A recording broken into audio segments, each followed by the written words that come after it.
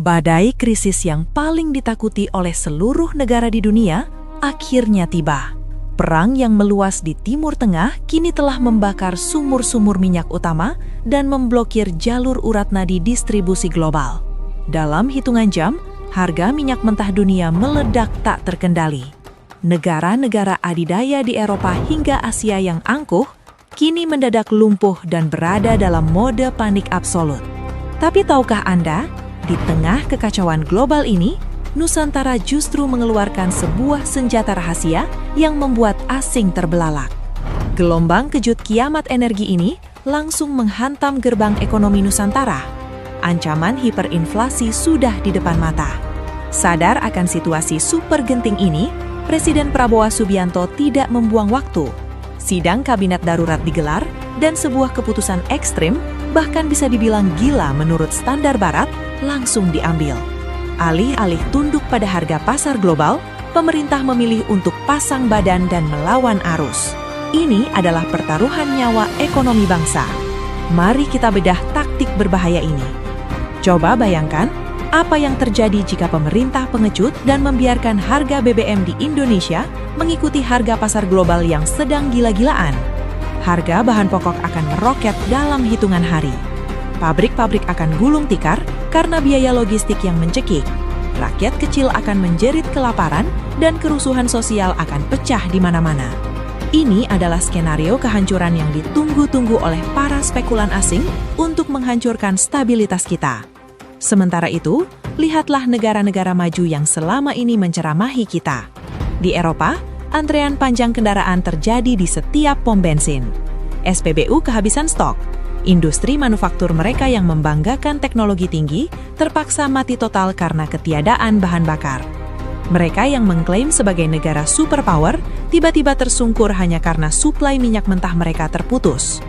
Ini adalah bukti bahwa teknologi setinggi langit tidak ada gunanya tanpa kedaulatan energi. Kembali ke Jakarta, keputusan ekstrim telah diketok palu. Negara memutuskan untuk menahan beban kenaikan harga minyak dengan memperlebar defisit APBN hingga menyentuh batas kritis. Langkah ini ibarat berjalan di atas tali tipis di atas jurang. Para pengamat asing, IMF dan Bank Dunia langsung berteriak, memprediksi ekonomi Indonesia akan hancur lebur karena tumpukan utang dan subsidi yang meledak. Mereka mengira kita sedang melakukan bunuh diri ekonomi. Tapi mereka salah besar. Indonesia bukan negara miskin akal. Pelebaran defisit APBN ini bukanlah langkah bunuh diri, melainkan sebuah taktik cerdas untuk mengulur waktu. Waktu untuk apa? Waktu untuk mengaktifkan mesin perang energi kita sendiri. Di saat negara barat mengemis minyak ke Timur Tengah, Nusantara justru memutar kunci untuk meluncurkan senjata rahasia yang sudah kita bangun bertahun-tahun, yaitu Mandatory Biofuel B35 dan B40. Hamparan kebun sawit kita yang maha luas, yang selama ini selalu dihina dan diboikot oleh Uni Eropa dengan dalih lingkungan, kini berubah menjadi perisai pertahanan energi nasional terkuat di dunia. Kelapa sawit inilah yang menggantikan jutaan barel minyak impor setiap harinya. Pabrik-pabrik pengolahan biodiesel dihidupkan dengan kapasitas maksimal, beroperasi siang dan malam untuk memastikan mesin industri kita tetap menyala. Mesin-mesin industri, truk-truk logistik yang membawa sembako, hingga kendaraan militer penjaga kedaulatan, kini dipacu menggunakan bahan bakar nabati buatan anak bangsa sendiri. Keputusan untuk memaksimalkan energi hijau dari dalam perut bumi pertiwi ini membuat dunia terbelalak. Indonesia menampar kesombongan Barat dan membuktikan bahwa saat rantai pasok global terputus, kita mampu berdiri kokoh di atas kaki sendiri. Langkah radikal tidak berhenti di biofuel. Sumber daya energi vital lainnya seperti batu bara dan panas bumi langsung dikunci ketat oleh pemerintah. Ekspor dibatasi secara drastis. Prioritas utama dan absolut adalah menyalakan lampu di rumah-rumah rakyat Indonesia, bukan menyuplai listrik untuk pabrik di luar negeri. Kita menyetop pasokan bagi mereka yang tidak mau bekerja sama demi menyelamatkan rakyat kita sendiri. Langkah berani Prabowo ini tentu saja memancing kemarahan lembaga keuangan internasional.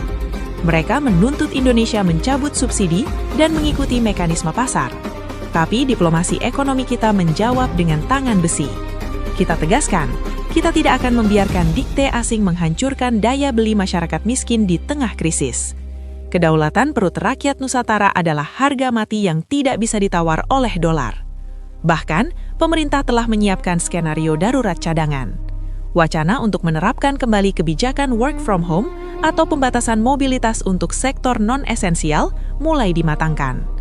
Ini bukan karena pandemi, tapi ini adalah taktik perang ekonomi. Tujuannya untuk menekan konsumsi BBM secara masif tanpa mematikan roda ekonomi digital. Sebuah pengorbanan taktis agar cadangan energi kita bertahan lebih lama dari negara manapun. Ini adalah masa-masa kritis yang